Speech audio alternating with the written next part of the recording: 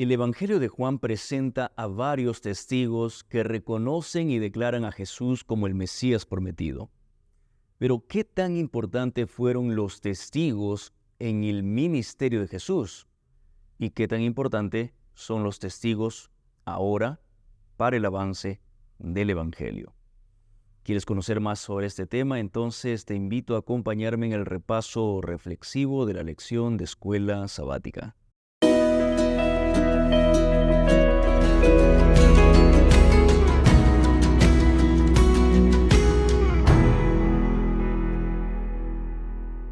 Hola, ¿cómo estás? Te voy a pedir que puedas hacer un ejercicio mental allí donde te encuentres y puedas recordar cómo fue que conociste a Jesús, cómo fue que tus padres conocieron a Jesús, o en algunos casos, cómo fue que tus abuelitos conocieron a Jesús.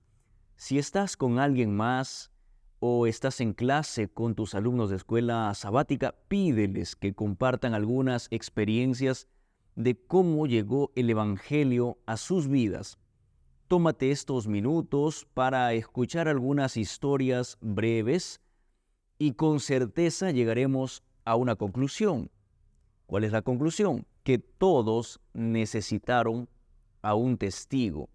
¿Qué es un testigo en este caso? Un testigo para nosotros vendría a ser una persona que a través de su experiencia con Jesús influyó para que nosotros también creyéramos en Jesús como nuestro Salvador. A través de una predicación, quizá a través de un estudio bíblico, quizá a través de un canto, quizá a través de una lectura, de un libro. Bueno, en el Evangelio de Juan encontramos a algunos testigos de los que hoy tomaremos el espacio para hablar y aprender. Recuerda apoyar este canal suscribiéndote y compartiendo con tus hermanos de iglesia. Sin más que decir, comencemos con nuestro repaso reflexivo de esta semana. La historia de Juan el Bautista es totalmente una historia fuera de serie. Imagina por un momento a un hombre vestido de piel de camello, viviendo en el desierto, pero proclamando a gran voz un mensaje. Ojo, un mensaje que no era comprendido por muchos. El mensaje era: arrepiéntanse, el reino de los cielos está cerca. Juan era ese tipo de persona que no se ajustaba a los moldes. ¿A qué moldes? A los moldes de que la sociedad estaba acostumbrada. Los líderes religiosos le preguntaban si él era el Mesías, o si él era Elías, o por último, si él era algún tipo de profeta importante que vendría a darles salvación. Pero Juan, teniendo ya mucha atención de la gente, en lugar de aprovechar esa atención para su beneficio personal, se mantuvo firme en su propósito. ¿Y cuál era su propósito? Su propósito era señalar a Jesús como el Mesías, como el Salvador. Tú puedes revisar en casa el libro de Juan, capítulo 1, versículo 19 al 23, y verás que algunos sacerdotes, algunos levitas, envían una comisión para averiguar, para salir de dudas, quién era este hombre tan particular, este hombre tan llamativo y al mismo tiempo tan famoso ya. Y la respuesta de Juan es clara y humilde. Yo soy la voz que clama en el desierto. O sea, Juan sabía que no se trataba de él. Juan sabía que se trataba de Jesús. Él no estaba para ser el centro de atención. Él no estaba para ser la luz que brilla por sí sola. Él estaba para preparar el terreno de alguien muchísimo mayor que él. Él debía cumplir y dejar listo el camino para la llegada del verdadero Salvador, que es nuestro Señor Jesucristo. ¿Sabes, amigo, cuántas veces hemos sentido la tentación de ser el centro de atención? de brillar con luz propia entre las personas que nos rodean. Cuando hablamos del mundo espiritual, debemos recordar que nuestra tarea nunca será convertirnos en los protagonistas. El protagonista debe ser Jesús. Cuanto más busquemos ser los protagonistas, más nos alejaremos de Jesús.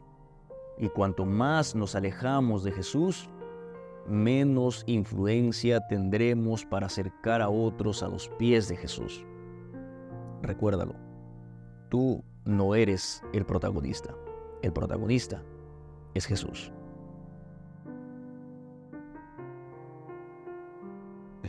¿Quiénes eran los primeros discípulos que siguieron a Jesús? Bueno, Juan solo identifica a uno llamado Andrés, y el otro discípulo se intuye, por muchas razones, que fue Juan mismo, ¿no? El escritor. Bueno, estos dos primeros discípulos siguieron a Jesús por mucho tiempo, pero en ese tiempo no fueron reconocidos como discípulos. Ellos solo seguían a Jesús, caminaban tras de él, sin recompensas, sin beneficios, sin materiales, sin algún reconocimiento, sin un puesto, sin un papel, un título. Pastor, quizá fue que Jesús no se daba cuenta de ellos. No, en absoluto, amigo. Jesús sí se daba cuenta y estaba feliz por ellos, pero solo que Jesús necesitaba esperar el momento adecuado. Y ese día llegó, ese momento llegó. Jesús, en una de esas caminatas, voltea, los mira y les hace una pregunta importante, una pregunta trascendente, una pregunta que sigue siendo tan importante como fue para ellos, que también ahora sigue siendo importante para nosotros. Y Jesús les pregunta, ¿qué están buscando? Una pregunta que era y es un sondeo para saber qué los motivaba a estar tras de Jesús. ¿Era acaso una simple curiosidad? ¿Era acaso el deseo de ser bendecidos económicamente?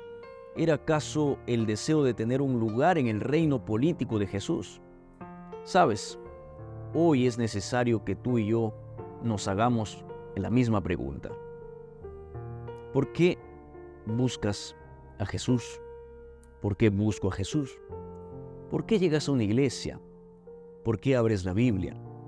¿Por qué procuras cumplir con las costumbres religiosas? ¿Qué buscas? ¿Es simple curiosidad? ¿Es el deseo de generar más dinero con la bendición de Dios? ¿Es librarte de algunas enfermedades? ¿Qué buscas de Jesús? ¿Sabes cuál fue la respuesta de Juan y Andrés? Frente a esta pregunta que Jesús les hace, cuando Jesús les dice, ¿qué buscan? ¿Qué esperan? Ellos contestan, Señor, ¿dónde te hospedas? Jesús sonríe y los lleva al lugar donde pasaba la noche. Cuando Andrés y Juan contestan, Señor, ¿dónde te hospedas? ¿Dónde moras? Le estaban diciendo, Señor, lo que nosotros buscamos de ti es estar a tu lado por siempre. Te seguimos todos los días por las calles, pero no es suficiente. Lo que nosotros queremos de ti no lo podemos recibir en una sola charla. Deseamos estar más tiempo contigo. Deseamos también estar contigo tanto en el bullicio de la gente aglomerada en las largas caminatas, pero también en la tranquilidad de la noche. Queremos sentarnos a tus pies. Queremos oír tus palabras. Y Jesús solamente entonces les contesta, vengan y vean. Si Juan y Andrés hubiesen estado dominados por el espíritu incrédulo de los sacerdotes, de los gobernantes, nunca se habrían presentado como discípulos a los pies de Jesús. Pero no solo se presentaron como discípulos, sino que Andrés va a su casa, busca a su hermano y cuando lo ve le dice emocionado, hemos hallado, hemos encontrado al Mesías. Simón, su hermano, da un salto emocionado también y corre hasta Jesús. Al día siguiente Jesús llama a Felipe y Felipe corre y busca a su amigo Natanael. Natanael, quien horas antes había estado bajo un árbol de higuera, y en ese árbol de higuera le pidió a Dios que le muestre al Salvador. Y cuando llega Felipe y le dice: Natanael, hemos encontrado al Mesías, del que habló Moisés, del que habló los profetas, y es Jesús de Nazaret, allí se enciende la duda en Natanael y dice: bueno, puede salir de Nazaret algo bueno. Felipe no quiere entrar en discusiones ni en controversias y le dice: Natanael, ven y ve por ti mismo. Y cuando llega al lado de Jesús, Jesús le dice: he aquí un verdadero israelita en el cual no hay engaño. Natanael, por supuesto, sorprendido, le dice: Jesús, ¿y tú de dónde me conoces? Y Jesús le contesta: cuando estabas debajo de la higuera, te vi. Sabes, amigo, con el llamamiento de Juan, de Andrés, de Simón, de Felipe y Natanael comenzó la fundación de la iglesia cristiana. Cuando el Bautista dirigió a 2 de sus discípulos a Cristo, entonces uno de estos, Andrés, halló a su hermano y lo llevó al Salvador. Luego Felipe fue y llamó a Natanael. Estos ejemplos deben enseñarnos la importancia del esfuerzo personal de dirigir llamados directos a nuestros parientes, a nuestros amigos y a nuestros vecinos. Con mucho pesar puedo decir que son muchas personas que durante toda la vida han pasado profesando conocer a Cristo, pero hasta ahora no han hecho nunca un esfuerzo personal para traer siquiera un alma al Salvador. Muchos siguen engañados que el trabajo de la testificación solo es responsabilidad del pastor, del evangelista o del predicador. Dejan todo el trabajo a otros y se esconden tras excusas personales. Escucha esto, querido amigo. Hay muchas personas que están esperando no ser predicados desde un púlpito. Muchos están esperando que se les hable personalmente. En la misma familia, en el vecindario o en la ciudad donde vivimos, hay trabajo para nosotros como misioneros de Cristo. Si realmente creemos en Jesús, esta tarea será nuestro deleite. Finalmente encontramos a Nicodemo. Nicodemo, una historia muy particular. Un hombre que, aunque no tan notoriamente como los demás, también se convirtió en un testigo de Jesús. A lo largo del Evangelio de Juan vemos a este hombre, a Nicodemo. Lo vemos en un constante crecimiento espiritual.